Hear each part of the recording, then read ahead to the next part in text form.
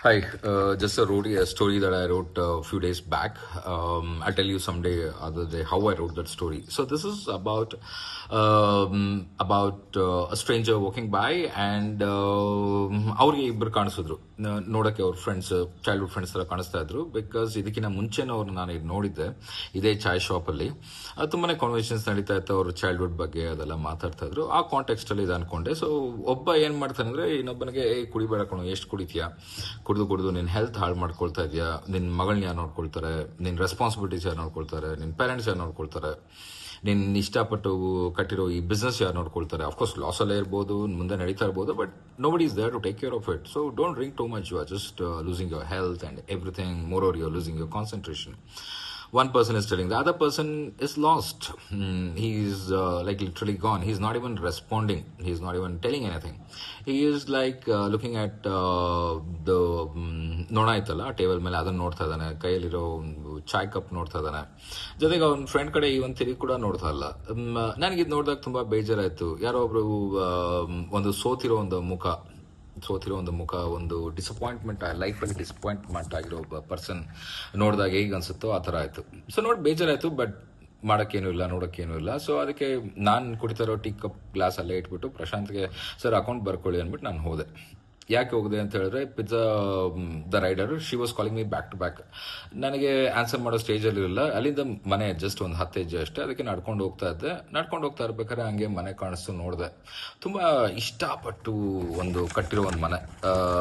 ನಮಗೆಲ್ಲರಿಗೂ ಒಂದು ಮಿಡಲ್ ಕ್ಲಾಸ್ಗೆ ಇರುತ್ತಲ್ಲ, so called we think that we are upper middle class, but frankly we are middle class. So ಇಷ್ಟಪಟ್ಟು ಕಟ್ಟಿರೋ ಮನೆ. ಅಲ್ಲಿ ನೋಡಿದ್ರೆ ಹೆಂಡತಿ ಅಡುಗೆ ಮಾಡಲ್ಲ. ಯಾಕಂತ ಹೇಳಿದ್ರೆ ಅವ್ರಿಗೆ ಫ್ರೀಡಮ್ ಬೇಕು. ಯಾಕಂದ್ರೆ ಅವರು ಕೆಲಸ ಮಾಡ್ತಾ ಇದ್ದಾರೆ, ಅವ್ರಿಗೂ ಟಯರ್ಡ್ ಆಗಿದೆ. ಸೊ ಕಷ್ಟಪಟ್ಟು ಕಟ್ಟಿರೋ ಒಂದು ಮನೆ. ಸೊ ಅವ್ರು ಮೇ ಬಿ ಅಡುಗೆ ಏನಕ್ಕೆ ಮಾಡ್ಬಾರ್ದಾರೆ, ಕಿಚನ್ ಗಲೀಜೆ ಆಗಬಾರ್ದು ಅಂತ ಇರ್ಬೋದೇನೋ, ಆರ್ ಮತ್ತೆ ಕ್ಲೀನ್ ಮಾಡಬೇಕು ಅಂತ ಇರ್ಬೋದೇನೋ, I don't know. She just doesn't cook. So but ಹಾಗೆ ಅಟ್ ದ ಸೇಮ್ ಟೈಮ್ ಮಗನಿಗೆ ವೀಕೆಂಡ್ ಆದರೆ ಪಿಜ್ಜಾ ಬೇಕು. ನಾನು ಸರಿ, ನಾನು ಐ ಡಿಂಟ್ ಇಂಟ್ರೊಡ್ಯೂಸ್, ನನ್ನ ಕೌಶಿಕ್ ಅಂತ ಕರೀತಾರೆ. ಈ ಟಾಪಿಕ್ ಅಬೌಟ್ ನೇಮ್ಸ್ ಇನ್ನೊಂದಿನ ಮಾತಾಡೋಣ. ನಂದು ಮಹಾ ಬೋರಿಂಗ್ ಜೀವನ ಸ್ವಾಮಿ.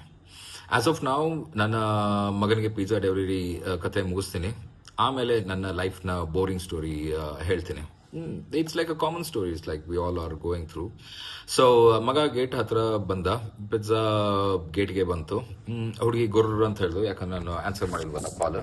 ಸೊ ಅವ್ರಿಗೆ ಆಲ್ರೆಡಿ ಅರ್ಥ ಆಯ್ತು that I am not gonna give her tips. ನಾನು ಏನು ಮಾತಾಡಲಿಲ್ಲ, ಮೆಸೇಜ್ ತೋರಿಸಿದೆ. ಅವರು ಆ ಮೆಸೇಜ್ ನೋಡ್ಬಿಟ್ಟು ಪಿಜ್ಜಾ ಕೊಟ್ಟರು. ಆ್ಯಂಡ್ ಈ ಹುಡುಗಿ ಒಂಥರ ಲೈಕ್ ಓವರ್ಲಿ ಎಕ್ಸಾಕ್ಟೆಡ್ ಆರ್ ಒಂಥರ ಕೋಪದಲ್ಲಿದ್ರು. ಹೇಗೆ ಗೊತ್ತಾಯ್ತಂದ್ರೆ, ಅವ್ರ ನೆಗೆಟಿವ್ ವೈಬ್ಸಲ್ಲೇ ಗೊತ್ತಾಗ್ತಾ ಇತ್ತು. ಬಾಕ್ಸ್ ಕೊಟ್ಟರು, 4 ಬಾಕ್ಸ್ ಕೊಟ್ಟರು ಪಿಜ್ಜಾದು. ಆಮೇಲೆ ಒಂದು ಸ್ವಲ್ಪ ಚಿಲ್ಲಿ ಫ್ಲೇಕ್ಸ್, ಸೀಸನಿಂಗ್ಸ್ ಕೊಟ್ಬಿಟ್ಟು ಅವರು ಇವಿ ಬೈಕ್ನಲ್ಲೇ ಹೊರಟ್ಬಿಟ್ರು without. And I don't know, somehow I don't like this EV bikes because it doesn't make noise. ನಾವೊಂಥರ ಬುಲೆಟ್ ಬೈಕ್ ನೋಡಿ ಬೆಳೆದು ಅದನ್ನ ಕಷ್ಟಪಟ್ಟು ಸಂಪಾದಿಸಿ ಇ ಮೇಲೆ ತಗೊಂಡು ಅದನ್ನು ಓಡಿಸ್ತಾ ಇರೋರು. ನಮಗೆ ಆ ಸೌಂಡ್ ಆಗಿಲ್ಲ ಅಂತ ಹೇಳಿದ್ರೆ ನಮಗೆ ಒಂಥರ ಅದು ಬೈಕೇ ಅನ್ಸಲ್ಲ. ಆದ್ರಿಂದ ನಮಗೆ ಆ ಸೈಲೆಂಟ್ ಬೈಕ್ಸ್ ಅಂದ್ರೆ ಒಂಥರ ಏನೋ ಅನ್ಸುತ್ತೆ. I don't know if you feel the same thing or not. Pizza ಅಲ್ಲಿರೋ ಬಾಕ್ಸಸ್ ಎಲ್ಲ ತಗೊಂಬಂದು ಇದು ಅಲ್ಲಿ I was trying to struggle. ಅಷ್ಟೇ ಮಗ ಬಂದ, ಅವ್ನ ಕೈಯಲ್ಲಿ ಒಂದು ಬಾಕ್ಸ್ ತಗೊಂಡು ಅವ್ನು ಓಡೋಟೋದ. ಬ್ಯಾಲೆನ್ಸ್ ಮಾಡೋಕ್ಕಾಗ್ತಿರಲಿಲ್ಲ ಗೇಟ್ ಆಗೋಕ್ಕೆ. ಸೊ ಪಿಜ್ಜಾ ಬಾಕ್ಸಸ್ನ ಕಾರ್ ಅಲ್ಲೇ ಇತ್ತು, ಅದು wife car by the way, ಅವ್ರ ಮೇಲಿಟ್ಟೆ. ಆಮೇಲೆ ಮತ್ತೆ ಕ್ಲೋಸ್ ಮಾಡಿ ಚಿಲ್ಕ ಹಾಕಿದೆ. ತಿರುಗಿದ್ರೆ ಮತ್ತೆ ಮೇಡಮ್ ಬೈತಾರೆ ಅಂದ್ಬಿಟ್ಟು, ಯಾಕಂದ್ರೆ ನನ್ನ ಕಾರ್ ಮೇಲೆ ನೀನು ಪಿಜ್ಜಾ ಬಾಕ್ಸಸ್ ಇಡ್ತೀಯ, ಬಿಸಿ ಆಗೋದು ಹಂಗೆ ಹಿಂಗೆ ಅಂತ ಹೇಳ್ತಾರೆ. ಸೊ ಟಕ್ ಅಂತ ತೆಗೆದು ಅಲ್ಲಿರೋ ಒಂದು ಬಟ್ಟೆಯಿಂದ ಅಲ್ಲೆಲ್ಲ ಒರೆಸ್ಬಿಟ್ಟು ಮತ್ತೆ ತಗೊಂಡು ಅಲ್ಲಿಂದ ಮತ್ತೆ ಒಳಗೆ ಹೊರಟೆ.